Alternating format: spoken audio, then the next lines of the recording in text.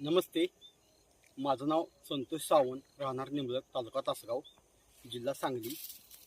मी 28 November 2025 साली रोजी गहू पेरलेला श्रीराम जातीचं बियाणं होतं आणि त्यानंतर गहू पेरला, एकही रुपयाचं खत घातलं नाही.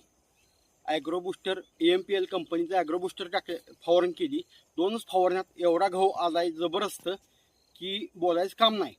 आणि युरियाचा एकही कण वापरलेला नाही. एवढंच बोलून थांबतो मी.